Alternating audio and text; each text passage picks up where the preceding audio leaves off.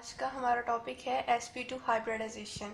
हमने अपने previous topic में sp3 हाइब्रिडाइजेशन पढ़ी थी, जो कि सिर्फ जो है सैचुरेटेड जो है कंपाउंड्स तक थी, सैचुरेटेड कंपाउंड्स तक, जिनमें क्या होता है कार्बन जो है वो दूसरे कार्बन के साथ सिंगल बॉन्ड के साथ अटैच होते हैं और इसमें सिंगल बॉन्ड होता है, जबकि अनसैचुरेटेड कंपाउंड्स में कार्बन दूसरे कार्बन के साथ डबल बॉन्ड या ट्रिपल बॉन्ड के साथ अटैच होता है। और इसमें सिर्फ सिग्मा बॉन्ड बनाता है कार्बन, इसमें पाई बॉन्ड भी बनाता है। यानी यहाँ पर ये पाई बॉन्ड है, नीचे सिग्मा बॉन्ड है, यहाँ सिर्फ ये सिग्मा है, और यहाँ पर ये दोनों ऊपर वाले पाई बॉन्ड है और नीचे वाला सिग्मा है। तो हमने सैचुरेटेड कंपाउंड्स का तो देख लिया sp3 हाइब्रिडाइजेशन के थ्रू कि किस तरह बॉन्डिंग होती है कार्बन कार्बन के दरमियान, उनकी शेप कैसी होती है जब कार्बन सिंगल बॉन्ड बनाकर दूसरे कार्बन के साथ अटैच होता है। आज हम पढ़ेंगे कि अनसैचुरेटेड कंपाउंड्स में जब कार्बन डबल बॉन्ड बनाता है दूसरे कार्बन के साथ, तो उनकी बॉन्डिंग और शेप कैसी होती है ऐसे कंपाउंड्स की। तो आज हमने वो स्टडी करनी है, और उससे पहले हमें पता होना चाहिए कि sp2 हाइब्रिडाइजेशन होती क्या है। इसकी डेफिनेशन ये है कि the mixing of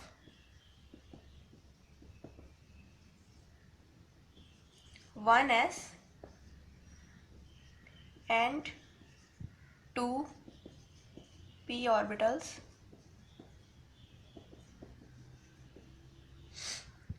to give rise to 3sp3 hybridized orbitals। Means के अब कार्बन की कॉन्फ़िगरेशन हम देखें तो वो ये थी,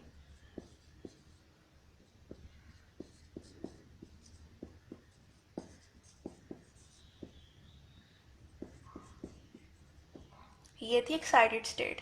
अब यहाँ से मतलब कि एक इलेक्ट्रॉन जो है जम करके 2pz में चला गया। लेकिन sp2 हाइब्रिडाइजेशन में क्या होता है, जब कार्बन डबल बॉन्ड के साथ डबल बॉन्ड बनाता है अपने दूसरे कार्बन के साथ अटैच होने के लिए, तो सिर्फ और सिर्फ एक s और 2p ऑर्बिटल जो है वो मिक्स करते हैं। जो लास्ट वाला है वो हाइब्रिडाइजेशन में हिस्सा नहीं लेता है, जो है क्या करने के लिए, हाइब्रिडाइज ऑर्बिटल बनाने के लिए sp2 हाइब्रिडाइज ऑर्बिटल्स। अब ये चूंकि तीन ऑर्बिटल्स हैं तो तीन ही sp2 हाइब्रिडाइज ऑर्बिटल बनेंगे, यानी कि 2s की मिक्सिंग से एक sp2 हाइब्रिडाइज ऑर्बिटल बनेगा, 2px की मिक्सिंग से एक sp2 हाइब्रिडाइज ऑर्बिटल बनेगा, और 2py से की मिक्सिंग से भी एक sp2 हाइब्रिडाइज ऑर्बिटल बनेगा। मिलके ये तीन हाइब्रिड ऑर्बिटल्स हैं। अब ये तीन बनेंगे तो इनकी शेप जो है वो टेट्रागोनल तो होगी नहीं, क्योंकि sp3 के केस में हमने देखा था कि 3p orbitals and 1s orbital जो है वो मिक्स होता है, और 4 जो है वो हाइब्रिडाइज ऑर्बिटल बनते हैं, क्योंकि वो 4 थे जो ऑर्बिटल जो हिस्सा ले रहे थे हाइब्रिडाइजेशन में। यहाँ पर 3 है तो 3 ही sp जो है वो 2 हाइब्रिडाइज ऑर्बिटल बनेंगे। अब क्या होगा कि इनकी शेप तो टेट्रागोनल नहीं होगी, क्योंकि वो तो 4 ऑर्बिटल्स हाइब्रिडाइज ऑर्बिटल्स के केस में इस तरह की टेट्रागोनल शेप बनी थी। तो यहाँ पर तो 3 हाइब्रिड ऑर्बिटल्स बने, तो इनकी शेप क्या होगी अब वो देखते हैं।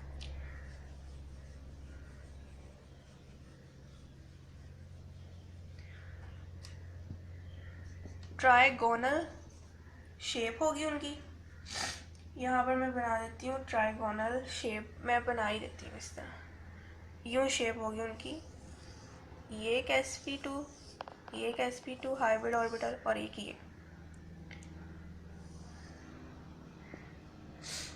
ये sp2 हाइब्रिड ऑर्बिटल्स हैं।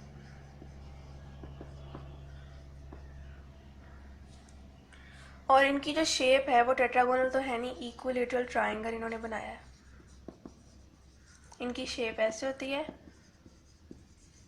और इनका जो आपस में जो एंगल होता है वो 120 डिग्री का होता है। ये बात हो गई। अब इनमें मैंने बताया कि एक जो है 2pz वाला जिसने हाइब्रिडाइजेशन में हिस्सा नहीं लिया था, वो क्या करेगा कि वो इनके परपेंडिकुलरली जो है वो प्लेस हो जाएगा on the triangle which is formed. ये जो ट्रायंगल sp2 हाइब्रिडाइजेशन से फॉर्म हुआ है उसके परपेंडिकुलरली वो मौजूद होगा, क्योंकि वो हाइब्रिडाइजेशन में हिस्सा उसने नहीं लिया तो वो अभी भी एटॉमिक ऑर्बिटल के तौर पे ही है मौजूद, और वो परपेंडिकुलरली मौजूद होता है उनके साथ जो हाइब्रिडाइजेशन में जिन्होंने हिस्सा लिया होता है ऑर्बिटल्स ने। अब हम देखते हैं इथीन का स्ट्रक्चर, जो कि एक अनसैचुरेटेड कंपाउंड है, इथीन एज एग्जाम्पल। इथीन का जो है वो अब हमने देखना उसमें 2 कार्बन होते हैं, तो क्या होगा कि एक कार्बन की जो है वो 3 ऑर्बिटल्स जो कि हाइब्रिडाइज हो चुके हैं sp2 हाइब्रिडाइजेशन के थ्रू, और दूसरा कार्बन जिसके भी तीनों जो है ऑर्बिटल्स हाइब्रिडाइज हो चुके हैं, इन्होंने आपस में जो है वो सिग्मा बॉन्ड बनाया, और उसी वक्त का एक कार्बन ने दोनों जो कार्बन है वो एक ही टाइम पे 2 हाइड्रोजन के साथ जो है सिग्मा बॉन्ड बनाएंगे अपने रिमेनिंग जो है वो हाइब्रिड ऑर्बिटल्स के थ्रू, यहाँ पर भी और यहाँ पर भी। तो पता लग रहा है कि एक कार्बन जो है वो 3 सिग्मा बॉन्ड्स बना रहा है 2 हाइड्रोजन के साथ, और एक जो है sp2 जो है वो ओवरलैपिंग है, और ये sp2s ओवरलैपिंग है, यानी कि 1s ऑर्बिटल जो है हाइड्रोजन का और sp2 हाइब्रिड ऑर्बिटल है कार्बन का। तो इस तरह जो है वो इसकी शेप। अब तो देखते हैं कि इसका भी एक जो है वो अनहाइब्रिडाइज ऑर्बिटल था और इसका भी मौजूद था। ये करेंगे, ये आपस में ओवरलैप यूं करेंगे पैरेलल, ये साइड बाय साइड ओवरलैप थी, ये पैरेलल ओवरलैप, एक दूसरे की बिल्कुल स्ट्रेट है, तो ये एक दूसरे के साथ पैरेलल ओवरलैप करेंगे, और जब ये आपस में ओवरलैप करेंगे तो इनकी शेप कैसी हो जाएगी अब वो दिखाते हैं, क्योंकि ओवरलैप तो होना है चाहे हाइब्रिडाइज ऑर्बिटल हो या अनहाइब्रिडाइज ऑर्बिटल हो। तो ये था एक कार्बन, ये दूसरा, यहाँ सिग्मा बॉन्ड बना,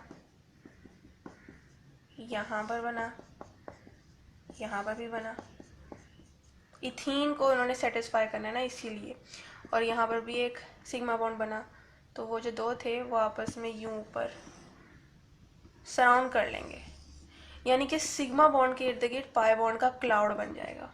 ये वो ही 2 परपेंडिकुलर जो थे sp2 हाइब्रिडाइज्ड ट्रायंगल जो बना था उसके परपेंडिकुलर जो खड़े हुए थे वो आपस में पैरेलल ओवरलैपिंग के थ्रू यूं क्लाउड इनका बन गया। तो क्या होता है कि कह लें कि अब पाई बॉन्ड जो है वो यहाँ पर मौजूद है। अब इनका जो स्ट्रक्चर है कॉम्प्लिकेटेड बन जाएगा, यानी कि इसको यूं भी हम शो कर सकते हैं कि ये 2 कार्बन थे, ये इनका था सिग्मा बॉन्ड, ये उन्होंने एक सिग्मा बॉन्ड बनाया हाइड्रोजन के साथ, यहाँ पर भी बनाया एक हाइड्रोजन के साथ, एक यहाँ पर सिग्मा बॉन्ड, एक यहाँ पर सिग्मा बॉन्ड, और जो है हम इसको इस तरह भी शो कर सकते हैं, ये जो ओवरलैपिंग हुई है parallel overlapping of unhybridised orbital. तो यूं इनका फाइनल स्ट्रक्चर हम शो करते हैं कि सिग्मा फ्रेमवर्क है, और जो है अनहाइब्रिडाइज्ड ऑर्बिटल जो है उन वो पैरेलल ओवरलैप हुआ है in order to form a pi bond. ये भी पाई बॉन्ड है, और जो है ये सिग्मा बॉन्ड।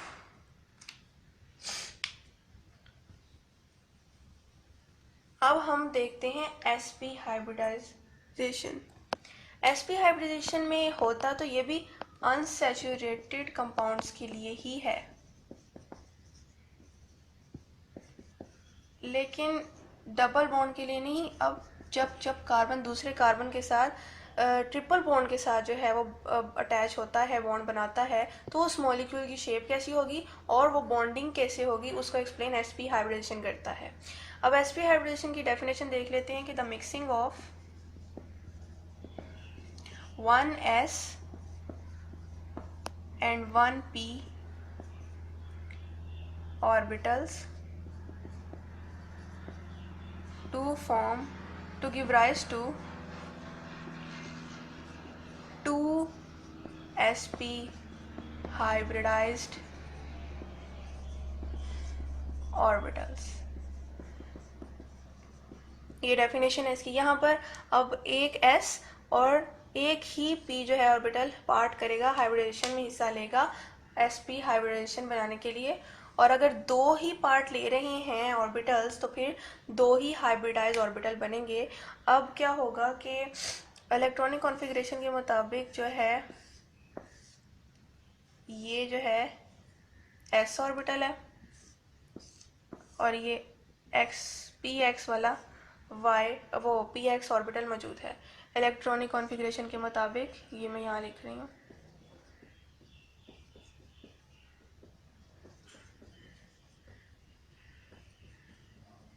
अब सिर्फ ये दोनों पार्ट ले रहे हैं तो दोनों की मिक्सिंग से दो पार्ट ले रहे हैं ऑर्बिटल तो दो ही sp जो हैं हाइब्रिडाइज ऑर्बिटल बनेंगे, बाकी जो है वो अनहाइब्रिडाइज रह जाएंगे और इनके परपेंडिकुलर रह जाएंगे। अब जब ये इन्होंने हाइब्रिडाइजेशन की तो इनकी शेप चूँकि इक्वल हो जाती है, हाइब्रिडाइजेशन का यही तो मकसद है। इन दोनों की शेप डिफरेंट वेज से इन्होंने आपस में जो है वो किया तो इनकी शेप जो है वो सेम हो गई। अब इनकी शेप सेम हो गई है तो फिर ये आपस में इनको ज्वाइन करके देखते हैं कि क्या बन जाता है। ये यूँ बन जाता है, ये एक है, ये दूसरा इसके साथ ओवरलैप करता है तो ये यूँ बन जाता है। इनका आपस में जो बॉन्ड एंगल है वो 180 का है और इनकी शेप लीनियर है। ठीक, ये लीनियर शेप का है। और अब हम देखते हैं एग्जांपल से कि sp हाइब्रिडाइजेशन में शेप कैसे बनती है। अब ये याद रखना कि ये दोनों जो हैं अनहाइब्रिडाइज्ड हैं और ये उसी तरह परपेंडिकुलरली प्लेस होंगे जिस तरह sp2 हाइब्रिडेशन में सिर्फ एक था जो पार्ट नहीं ले रहा था, यहाँ पर दो हैं। तो अब देखते हैं क्या होता है। हम इथाइन का स्ट्रक्चर देख रहे हैं। इथाइन में भी दो कार्बन होते हैं अटैच, तो और एक एक हाइड्रोजन। तो अब हम देखते हैं कि ये इस कार्बन का वो जो है वो हाइब्रिडाइज ऑर्बिटल है और ये इस कार्बन के दो कार्बन है तो दोनों के ही बनाने हैं हमने हाइब्रिडाइज ऑर्बिटल। अब ये आपस में ओवरलैप कर रहे हैं बाय sp ओवरलैप हो गया, इसका sp हाइब्रिड ऑर्बिटल और इसका, इस कार्बन का भी और इस कार्बन का भी, तो सिग्मा बॉन्ड बन गया। अब यहाँ पर फॉर्मूला बता रहा है, मॉलिक्यूलर फॉर्मूला कि कार्बन एक हाइड्रोजन के साथ भी अटैच है, तो ये और ये वाला कार्बन भी एक हाइड्रोजन के साथ अटैच है। ये at a time each carbon जो है कितने बॉन्ड बना रहा है, सिग्मा बॉन्ड, दो सिग्मा बॉन्ड बना रहा है, ये भी दो सिग्मा बॉन्ड बना रहा है। अच्छा जी, अब हमने अनहाइब्रिडाइज ऑर्बिटल जो हैं उनको प्लेस करना है। ये दोनों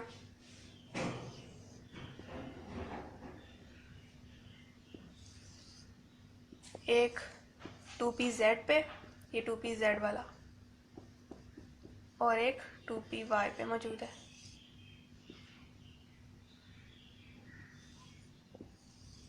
ये 2py वाला है, अनहाइब्रिडाइज जो रह गया अपने एक्सिस के मुताबिक ही वो डायरेक्शन होगी। ये आपस में ओवरलैप करें 2pz के साथ और जो है यहाँ से भी 2pz के साथ और यहाँ पर 2py के साथ। ये किधर है, ये यूँ इसके साथ। तो ये काफ़ी कॉम्प्लिकेटेड स्ट्रक्चर बन जाएगा। अब इसका फ्रेमवर्क देख लेते हैं। फ्रेमवर्क के थ्रू आसान रहता है, जिस तरह मैंने sp3 में बनाया था कि ये कार्बन है, उसने जो है सिग्मा बॉन्ड बनाया दूसरे कार्बन के साथ और यहाँ पर जो है एक ही हाइड्रोजन के साथ इसने सिग्मा बॉन्ड बनाया, इसने सिग्मा बॉन्ड बनाया और ऊपर जो है वो पाई बॉन्ड जो है यूँ दिखा देते हैं, नीचे भी इसमें पाई बॉन्ड ज़्यादा बन रहे हैं क्योंकि हमें स्ट्रक्चरल फॉर्म वो मॉलिक्यूलर फॉर्मूला ही बता रहा है कि एक सिग्मा और दो जो है वो पाई बॉन्ड बन रहे हैं, तो यूँ इसका स्ट्रक्चर बन जाता है। और अगर इसका स्पेस फिलिंग मॉडल देखा जाए तो वो यूँ होता है, इस शेप का, कॉम्प्लिकेटेड होता है तो वो इस शेप का जो है वो दिखाया जाता है। तो अब हमें पता लग रहा है कि एक जो है सिग्मा बन रहा है कार्बन कार्बन के दरमियान और जो दो हैं वो बन रहे हैं पाई बॉन्ड। तो ये पाई बॉन्ड वही हैं, पाई बॉन्ड हमेशा अनहाइब्रिड ऑर्बिटल बनाता है। पाई बॉन्ड जो बनता है वो अनहाइब्रिडाइज्ड ऑर्बिटल्स का बनता है और जो सिग्मा बॉन्ड है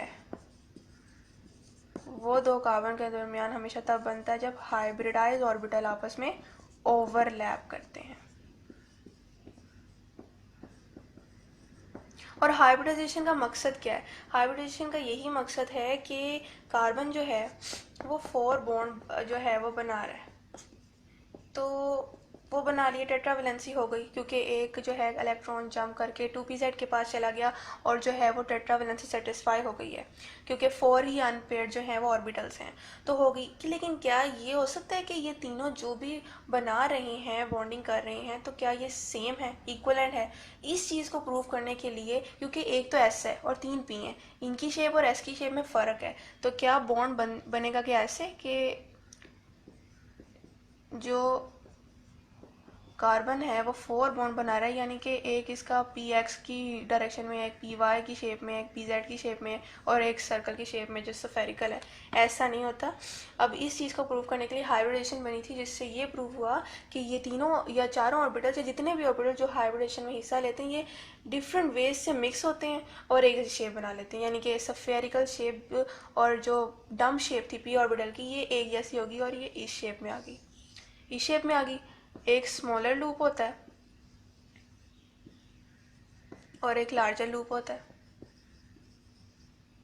हमने देखा कि इसी तरह की शेप बन रही थी हाइब्रिडाइज ऑर्बिटल की, चाहे वो sp3 में हो, sp2 में या sp में हो। अब sp, sp2 और sp3 में फ़र्क यह है कि जो है sp3 में 4 इस तरह के बनते हैं हाइब्रिड ऑर्बिटल, sp2 में इस तरह के 3 बनते हैं और sp में इस तरह के 2 बनते हैं। sp3 में जो है इस तरह के 4 बनते हैं, इस तरह के शेप के, और जो टेट्रागोनल शेप देते हैं उनका एंगल 109.5 का होता है, जबकि sp2 में इस तरह के 3 बनते हैं, इक्वलेटेड ट्राइंगल की शेप होती है और उनका एंगल जो है वो 120 का बनता है। और जबकि sp हाइब्रिडाइजेशन में इस तरह के 2 बनते हैं हाइब्रिड ऑर्बिटल्स, जिनका आपस में जो बॉन्ड एंगल है वो 180 का होता है। ये फ़र्क है sp2 और sp3 और sp हाइब्रिडाइजेशन में। sp3 सिर्फ सैचुरेटेड कंपाउंड्स तक महदूद है, जबकि sp2 और sp जो है वो अनसैचुरेटेड अनसैचुरेटेड कंपाउंड की जो है वो बॉन्डिंग और उनकी शेप ऑफ मॉलिक्यूल्स को एक्सप्लेन करता है, जिसमें कार्बन इन्वॉल्व होता है। तो ये था आज का हमारा टॉपिक। मुझे उम्मीद है आपको हाइब्रिडाइजेशन की समझ लग गई होगी और तीनों इसके जो स्टेप्स हैं sp2, sp3 और sp सबकी समझ लगी होगी। आप मेरे चैनल को लाइक करें, शेयर करें, सब्सक्राइब करें। मुझे उम्मीद है कि आपको मेरी यूज़फुल वीडियोस जो हैं वो अच्छी समझ लग रही होगी, जो मैं समझाना चाह रही हूँ आप लोगों को पता लग रहा होगा, और मैं इस तरह की यूज़फुल वीडियोस आगे भी देती रहूँगी इंशाल्लाह। शुक्रिया, अल्लाह हाफ़िज़।